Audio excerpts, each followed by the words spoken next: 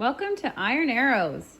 Okay, today we have some projects in the kitchen. I worked in the garden this morning and was able to stay home today and get some projects done.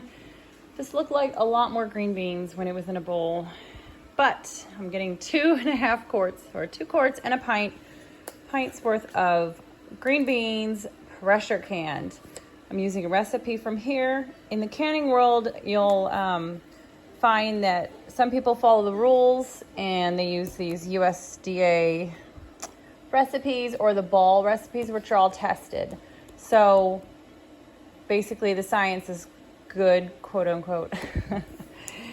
Anywho's it. And then there's also Rebels, but I'm somewhere in between, but you should follow the rules. So, you know. Anyway, when you have something low acid, like high pH, you want to pressure can. So here's my recipe.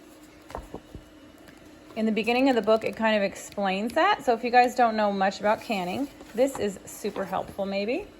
Strong acid, lemons. So often you add lemon juice, lime juice, or citric acid to recipes to increase the acidity. So I usually add it to fruit, why not? And then I like sour. And then I always add citric acid or lemon juice to tomatoes. So we have apples. I don't know if I add it to apples. I haven't done apples in about 2 years. I think I always add just at least a splash because you never know. So I'm not sure what that thing is. That's not a cucumber. Cucumbers are not acidic. I don't know what that is. So we have pears. Tomatoes are borderline. As you can see, they're a little bit farther down, so you always want to add a little bit of citric acid because tomatoes vary depending on the variety and when you pick them. Low acid down here, you always have to pressure can these, or I think Amish people water bath for 3 hours. So that's an option. I have a pressure canner, so I'm just going to pressure can. I'm not sure how the FDA, if they agree with what the Amish people do, but they probably don't. We're probably more Amish than, anyway.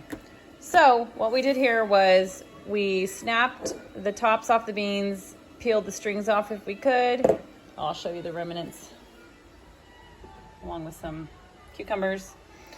Okay, squirrel.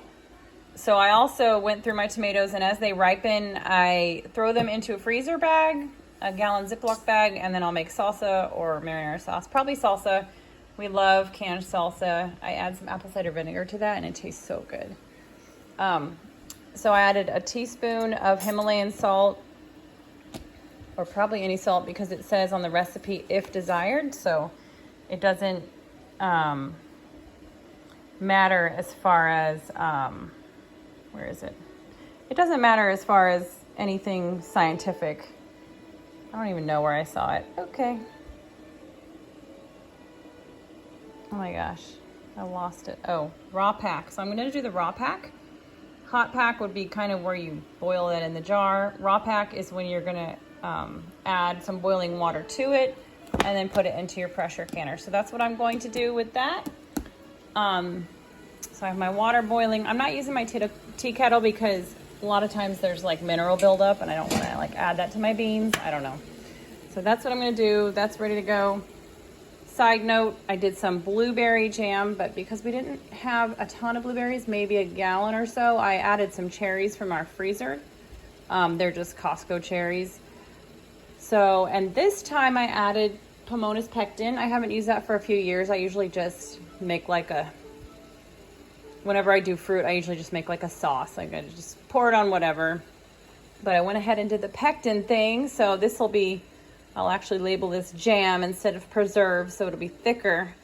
I could definitely tell this was the last one and it was really thick. So this band is already loose. It's been an hour or two. And you can see, I like the care lids because you can actually see the divot. I feel like in a lot of the other ones now, you can't see the divot. So the divot is down, the middle circle thing. You're not supposed to touch these. I can tell this is sealed though, but you can barely tell. Do you guys see it? So, and I used coconut sugar in this recipe, and then I added nutmeg, clove, ginger, and cinnamon, and some lemon juice. So, and you do a 1/4 inch headspace. For the green beans, I'm doing 1 inch per directions. And so there we go. Also, another tip is to add vinegar, like a splash of vinegar to your canners to keep all the calcium white stuff off of there, calcium and minerals off of there. I have a weighted gauge canner. Oh, I better find the weight. Oh, wait. Here it is. So this is what the weighted gauge canner weight looks like. We usually throw random stuff up there, like the Instant Pot thingies and this. Sorry, my sink isn't super clean, but it's pretty good. My middle kid did it, did the dishes. So because I'm at below 1,000 feet, I can just do 10 pounds of pressure, which is that. So I don't know if you would ever use 5 pounds, but that's 5 pounds. Okay, 10 is when you, sorry, 10 is when you add that, and 15 for higher elevation, or if your recipe calls for it, that's when you would add that. So for pressure canning, I don't want to edit a video, so I'm not going to do that. There's plenty of videos on that, but basically you close the pressure canner, which is here. Oh, another quick tip with pressure canning is you only fill it 2 to 3 inches with water. Unlike water bath, which is you want the jars to be fully submerged by 1 to 2 inches. So when those are in there, the water is up here. When you're pressure canning, the water is down here somewhere. Because the air basically is going to come out. It's going to steam out and build up pressure. So you need air in there. So it'll steam up for 10 minutes. Mommy, I can't turn that keyboard on. Oh, it's not plugged in. You have to plug it in. Sorry. Go ask Annabelle to help you. So follow your directions, but basically 10 minutes of steam, and then you put this on, and then you want to make sure it's kind of gently rocking. I probably have it rocking more than it should, but that just means it's doing its job. So follow your directions and let me know if you guys have any questions. I love canning. I like to teach it one-on-one typically because I'm a little bit of an ADD person, so I sometimes forget little details and I have to say, oh wait, back then when I was talking about that, don't forget to do this. Like oftentimes I forget to let the air bubbles out, which is what this tool is for. And it's for measuring. It's a dual purpose.